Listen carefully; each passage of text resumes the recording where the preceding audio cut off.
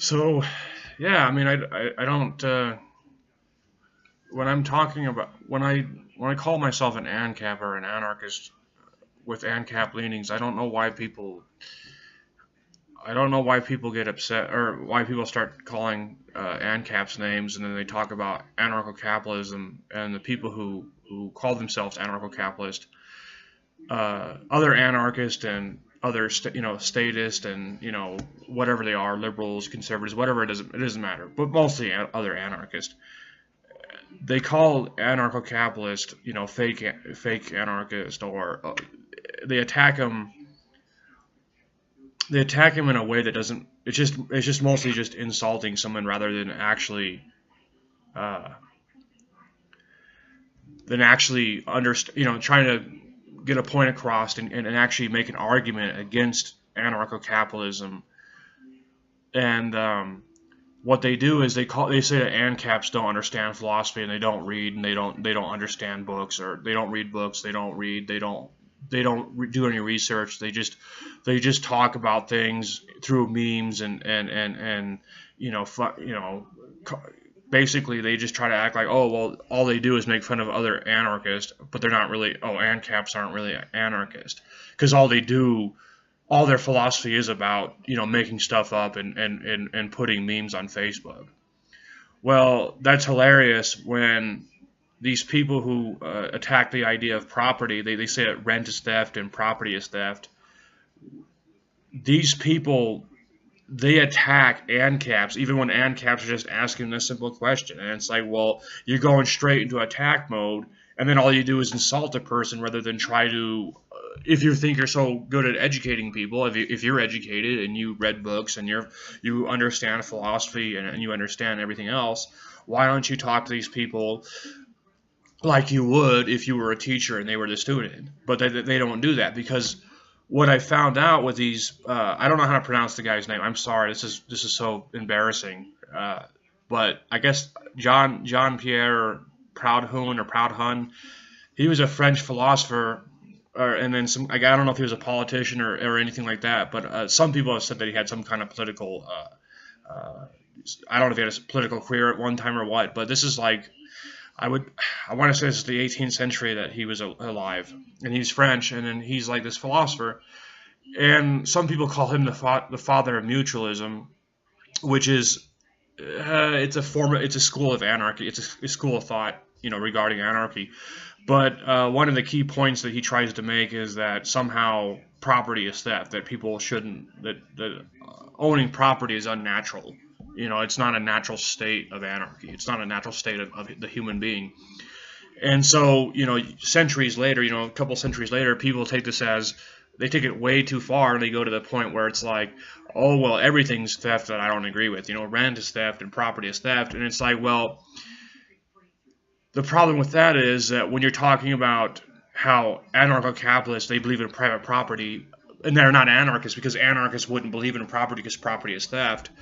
Well, how do you explain why you're okay with owning personal possessions like, shoes, clothes, CD players, a car, a sword, whatever, a treasure chest, a bed, a ceiling fan. It doesn't matter what, if you own it. And then they go and say, okay, well, personal property is not private property, because the concept of what we're trying to say is, if you're able to defend or willing to defend your property, that's where your property rights come from. Your willingness or ability to at least attempt to defend your property. But how is that different from your property? What if you owned a house? If you owned a house, what's so wrong about defending your house? Do you mean you can't defend your house? I mean, really, I live in a house that there's probably at least 12 guns. There's several shotguns, several rifles, different handguns. We have swords, we have machetes. I mean, it doesn't matter. I mean, and there's enough. I mean, really, I could not defend his property. Really, it's funny how we can't defend his property, but I can defend the clothes on my back, and that's property because the clothes on my back, and if I'm willing to defend those clothes on my back, that's property all of a sudden, and that's not theft. So personal property is it's it's a fallacy. Because if you can own personal property, if you can own personal property, you can own private property. And what if private property is agreed upon thing where, oh, I'll help you defend your property, or if you defend mine, I'll defend yours.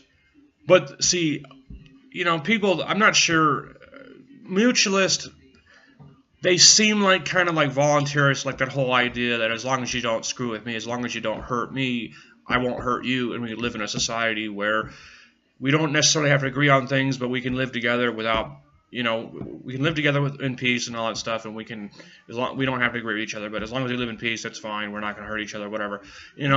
Anarchy at the core, it doesn't matter what school of thought you're from when it comes to anarchy, if you're an anarchist. It doesn't matter. The core belief, as long as you're willing to not hurt people, unless you absolutely have to, which is a mode of self-defense. I mean, a type of self-defense. Unless you're defending yourself, anarchists aren't supposed to be out there hurting each other or hurting other people or whatever your beliefs are. You're not supposed to, hurt other people.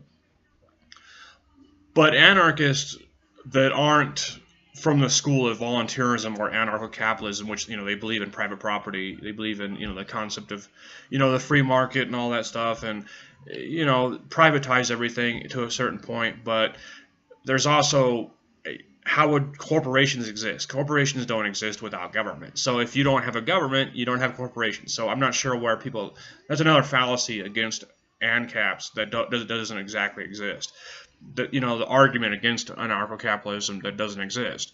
Now, hey, what if I say I'm an anarcho-capitalist, or I identify close to that, but what if I just don't want to use I don't want to label myself too much, so I'm just an anarchist.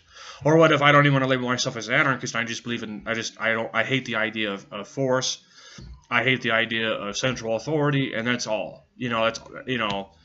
And I like the idea of property, and I like the idea of defending yourself, and everything else is just gravy. Everything else is just, icing on the cake, whatever. I don't know.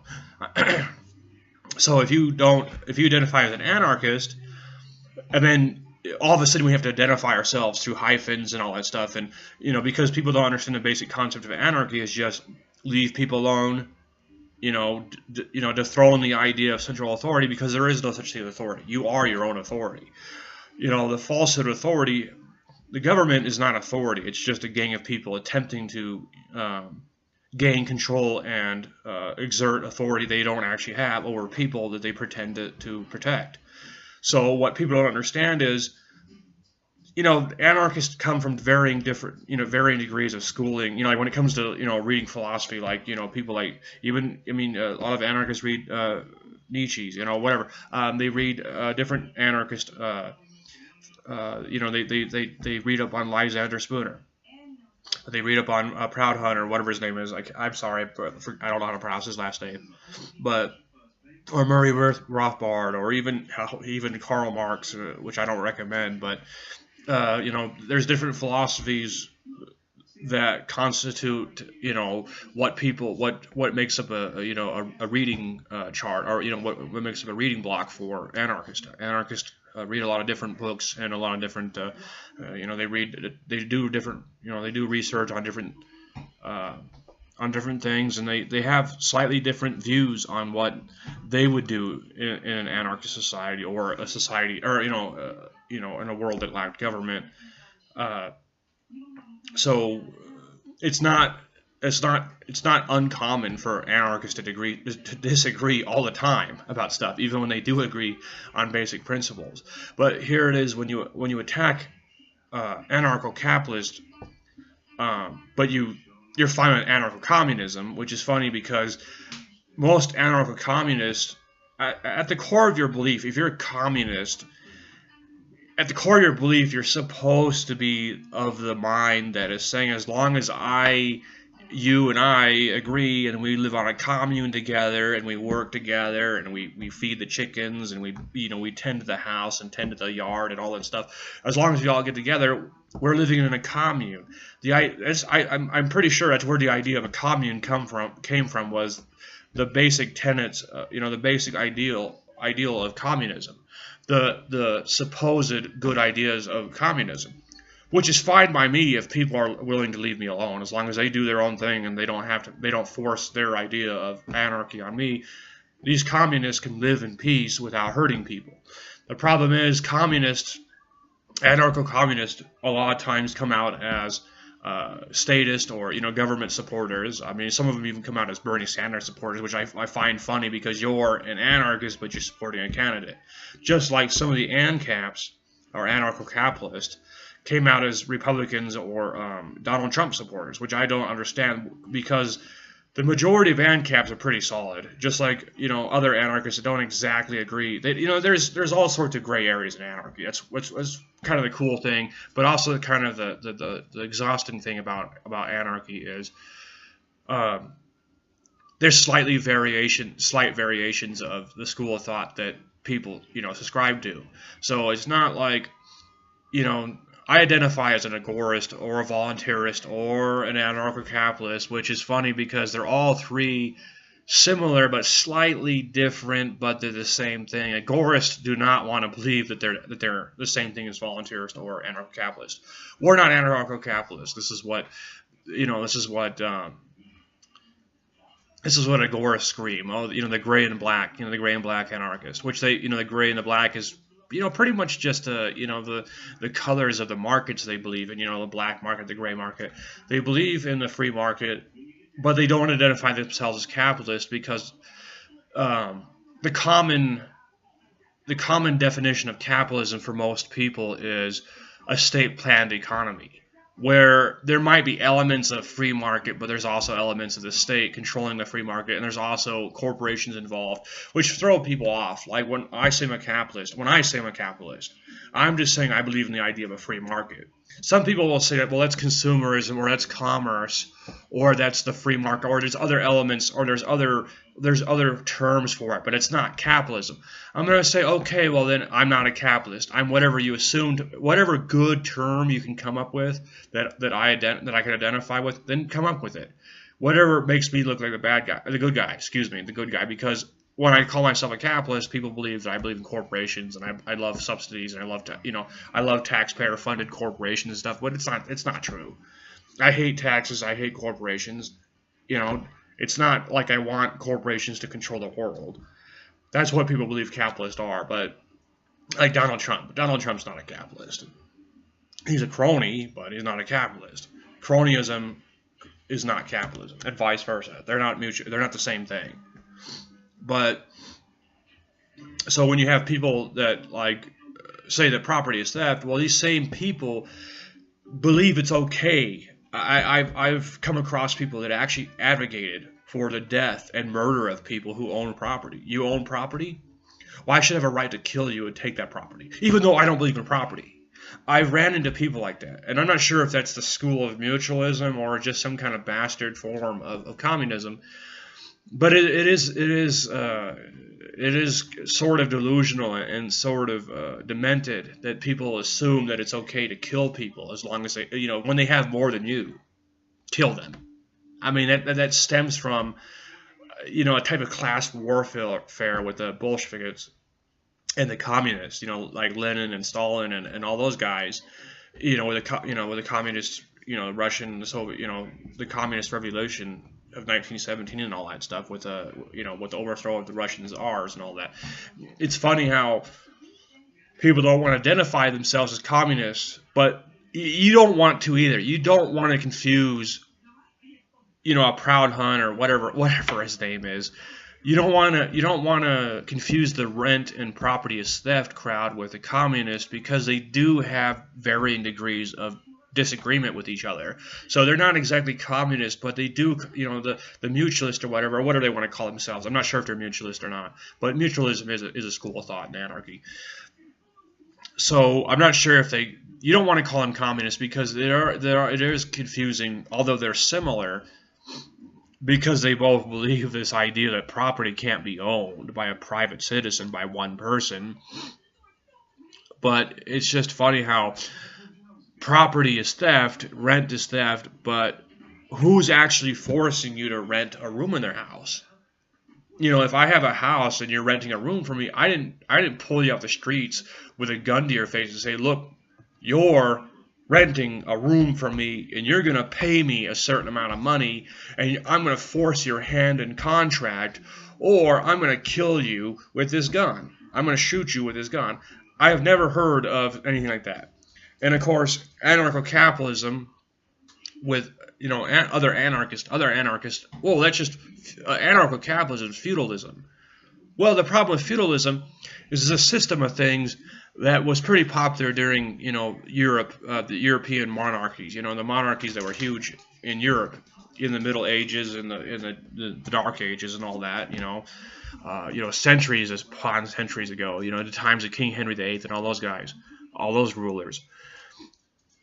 Now, with these people, with the kings and the queens and the system of lords and ladies, all this stuff, is that really the only people that really owned land was royalty, or the people who were connected to the royalties, politically connected to the royalties, and they were granted masses of land, and they were granted control over peasant farmers and all that stuff. Peasant farmers didn't really own their own land, even though they tilled the land and all this other stuff, and that was pretty much just legalized slavery in some form. It was a form of slavery because these people tilled the land and they hardly even got to keep what they harvested. So the monarchs, all these people that were connected to the monarchies and the rulers, they got to keep these wide swaths of land that they didn't even take care of. So the king and the queen and all that stuff, these governments, basically, these ideas of government, these gangs that call themselves government, they stole this land, from different people, from other, from peasants, and then from other, warring nations and stuff, the rival nations and all this. They stole the land, which, was stolen in the first place anyway, because countries are formed on stolen land anyway. But they stole this land, they kept stealing it, and then they took it for themselves and pilfered it for themselves. Well, the concept with that is, this is a violent overthrow. This is a violent uptake.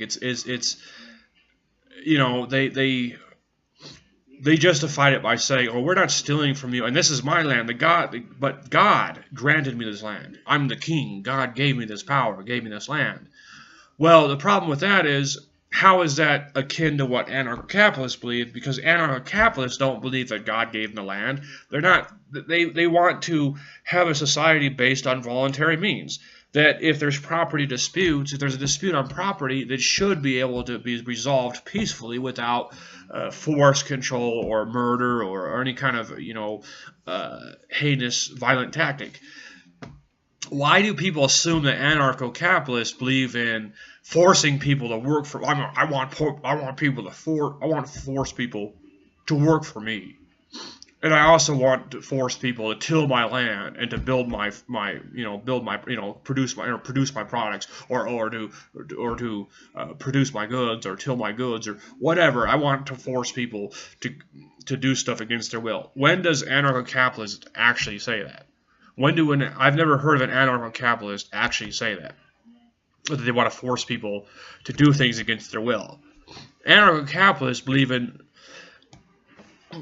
property rights because, well, it all stems from that idea that if you're willing to defend it, that's your right.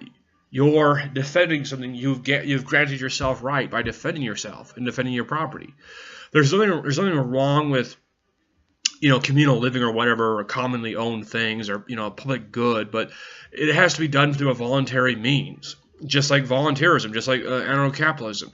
The idea of privatization, the idea of a monetary system, or whatever it is, whatever you do, trade, barter, you make up a currency, digital currency, whatever it is. The idea of goods and services being sold in exchange for other goods and services, or whatever you do to barter or trade or make good on your transaction. It all has to be done on a voluntary means. So just like property, if I go out and start building stuff, if there's a dispute over property, we have to figure out what we could do to solve the issue of how do we own the land, how do we divvy up the land, how do we come up with peaceful solutions to, okay, well, how do we enforce things, or how do we get together and say, hey, that's okay, or yeah, this guy owns this guy owns that. You have to find out a peaceful solution to all those things as much as possible. And disputes should be minimalized as much as possible. And the idea that theft can't, or that property can't be owned and property is theft, is you're basically saying, in principle, or in principle, I believe that property is theft, so I have a right to steal it. But this is where they completely create a fallacy. I have a right to kill you and steal it from you and repurpose it because you can't own property because it's theft. Well, the problem with that is you just contradicted your first statement. Property is theft. But you have a right to kill someone in order to make good on that theft, which is in turn, you're stealing from someone. But, okay, so what did you steal from? I mean, let's try to make it, I can't actually steal property because there is no property. But so then you sit there and say, I have no right to own this, so anybody else could come up and steal it and kill me, and I'm fine with that concept. An eye for an eye. But people don't really believe that. They think that people are going to live in harmony because they don't believe in the idea of the concept of property. That property is an evil concept. It's a feudalist concept. You're a feudalist if you believe in property. You own a house, you're a feudalist. You own property. You own land. You own a half an acre out in the desert. You're a feudalist. You don't want me to have it. You don't want me to go on your land and squat on it. You're a feudalist. You're oppressing me.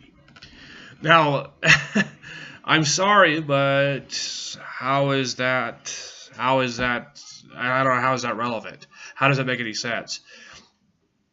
I can't take land as my own because it's theft. Even though, what if we agreed on it? What if all the people in the world agreed on the same thing, or they agreed with the basic concept of property, or enough people agreed with it, or they didn't have a problem with it? They came upon a shack, or they came upon a cut of land, and someone said, "Hey, this is my land," and the one guy said, "You know what? That's fine. I'm just passing through." Or, "You know what? I won't even pass through. I'll just go around the property. I'll just go around the trees or whatever." Now, what if someone did that? Or what if someone said that? Now, it's still theft, even though people agreed upon it, or what? I mean, as long as everything's a voluntary means, what's so wrong about anything that we do? Owning guns, owning a car, owning anything. As long as we're voluntarily conducting ourselves and we're not attacking people and we're not forcing our beliefs on people, we're not forcing ourselves on people, we're not raping and pillaging and killing, as long as we're not doing those things, how is it theft? How is it marginalization of other people that, might not have as much as us? Well, they can't come up with reasons for that because anarcho-capitalists are not they're not anarchists. Which is funny because, again, they claim that anarcho-capitalists don't read books. They claim that they don't understand philosophy. They claim they don't read or research or do anything. Everything that the anarcho-capitalist says is a fallacy. But these are the same people that practically agree with these, red communists that actually believe that it's okay to kill people, maim them, steal from them, hurt them as long as you get what you want out of this, and we're protecting the lesser classes.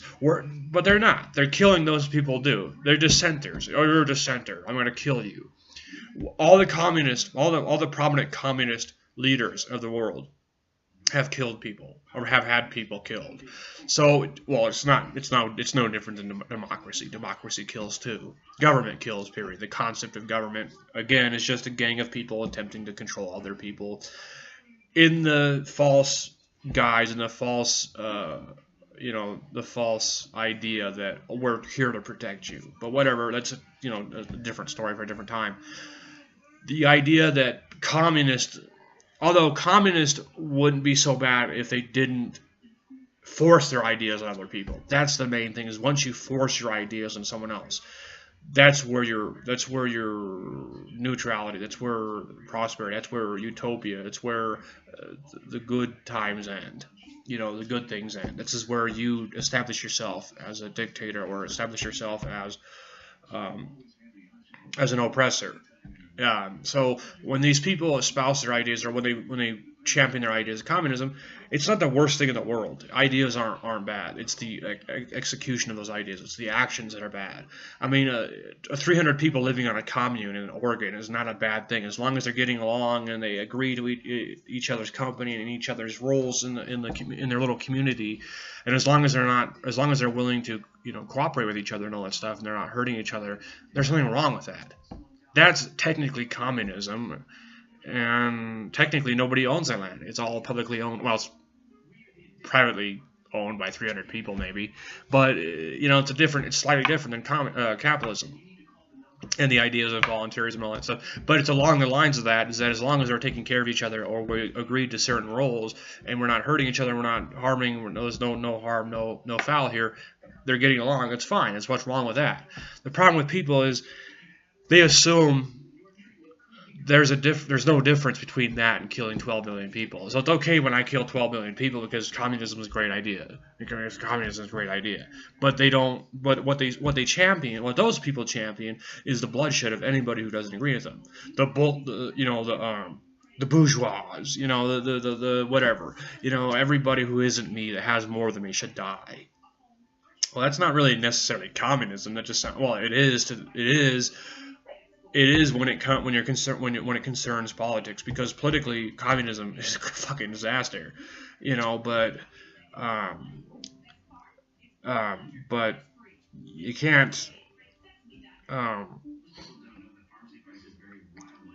can't really assume that just because you try not to assume that anybody who just has a philosophy is automatically, like when someone says they're a communist or an anarcho-communist.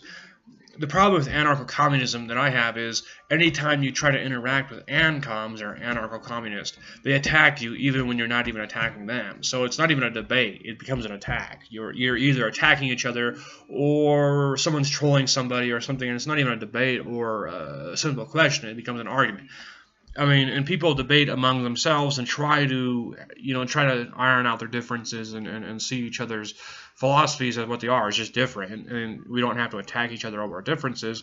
But it's hard, Even I troll people, and even I get into arguments, or even I say things that are, not exactly, a debate. It becomes an argument, So it's not. But at the same time, I've ran into a lot of people that claim that anarcho-capitalists aren't real anarchists, but I've never heard them say anarcho-communists aren't real anarchists, but yet most ANCOMs I've seen have actually advocated for what happened with the communist regimes, with China and Soviet Russia and all that stuff that killed millions of people, upon millions of people. So they're not anarchists because they're fine with people dying. But at its core, communism isn't the worst idea, but it becomes a bad idea. It becomes a really bad idea when it's been executed every time. It's been executed poorly. So when you call ANCAPs fake anarchist and all that stuff, well, yeah, I'm an anarchist. I don't support nationalism. I don't support nations. I don't support taxes. I don't support government. I don't support force control or gangs. And so if I identify as an ANCAP, well, I'm suddenly not an anarchist because I identified as an ANCAP or an anarcho-capitalist. Well, that doesn't make any sense. I have the same basic principles as you as an anarchist, as long as as long as those are your tenets. Like, I don't believe in government. I don't believe in force control or central authority. I don't believe in those things. That's the basis of anarchy. The concept of you are your own ruler, and we don't believe in central authority. We don't believe in central rule and force control. Those are the basic ideas of anarchy. Whether or not you have a different hyphen to add to anarchy is your deal. Anarchy is not inherently one thing, and we have to make up 300 different versions of it. But somehow our version is better than your version, because ANCAPs are a modern philosophy that does not make any sense. Well, idea of anarchy. In fact, I'm not even sure if the French even know this, or the people who espouse this French philosophy even know this, that anarchy was a concept way before France was even a country. I mean, and then the French philosophers that tagged themselves as anarchists, or professors of the anarchy movement or whatever.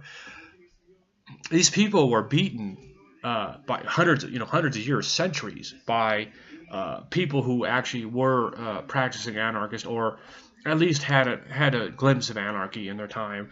And it's the Emerald Isle, Ireland, or however you'd say it. I don't know. I guess it is the Emerald Isle.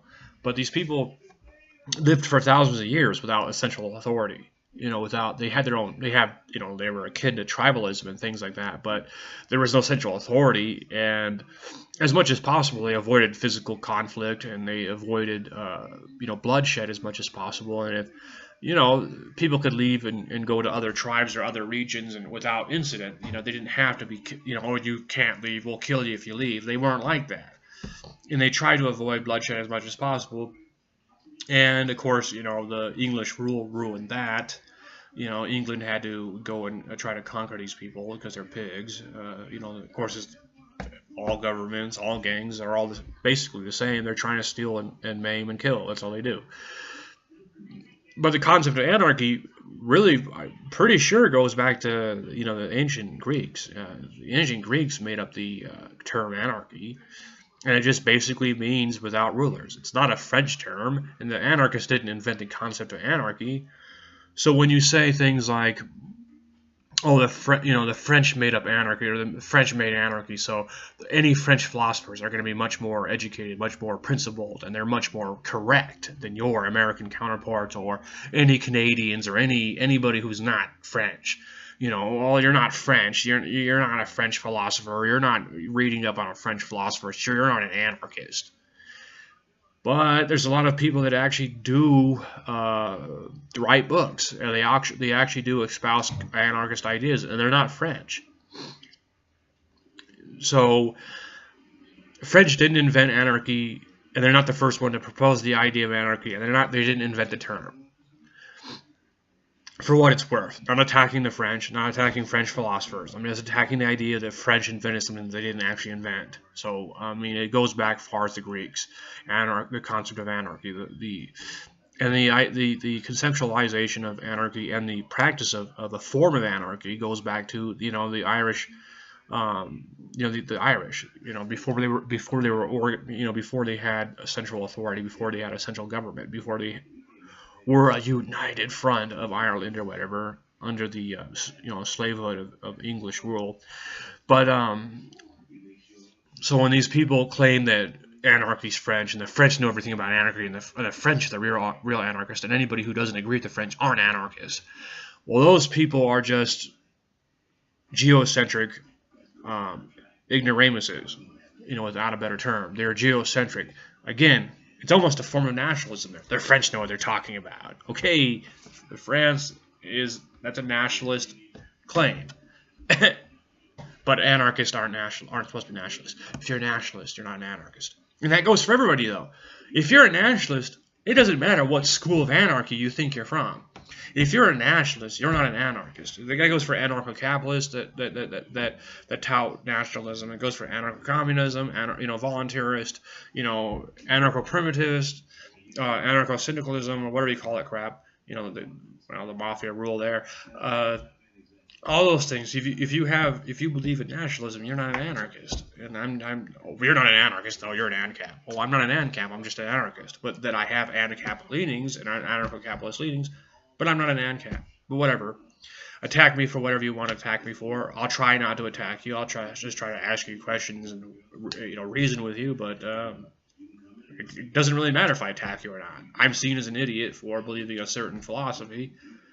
So it doesn't really matter what I say. I could say something peaceful, or I can come at you with all the F-bombs and all the things I could possibly call your mother. It doesn't matter. Either way, I'm an idiot. And a person that doesn't understand philosophy, a person that doesn't read. And that's just what your idea of anarchy, that's what your idea of anybody who doesn't agree with you, anybody who doesn't agree with you is obviously not a person, is a person It's just some dumb hick from the southern United States, or some dumb hick that can't read, or some hick that can't do anything besides scratch his ass. You know, I mean, I'm not really understanding why people assume that once you agree with them, you're an idiot, that you're a person of lesser intelligence or lesser understanding. You can't possibly understand something because you disagree with me. It happens all the time. Even I'm guilty of it sometimes. I call people names, and I try not to, but I get to that point where I just like, ugh, you know, I'm trying to get people to understand things, and you don't quite know what to say to try to help them gravitate towards the right place, or what you think is the right place. But it doesn't help either way. You can be peaceful, or you could be mean. It doesn't matter. A lot of people just don't respond well to anything. It's not really... Oh, I don't know. I don't know what else to say about that, except the fact that anarchy at its base is just a couple of principles that people should live by. No central authority, no force control, and that's about it. You know, I mean, I don't really know what else can qualify or disqualify you. Can qualify you or disqualify you as an anarchist.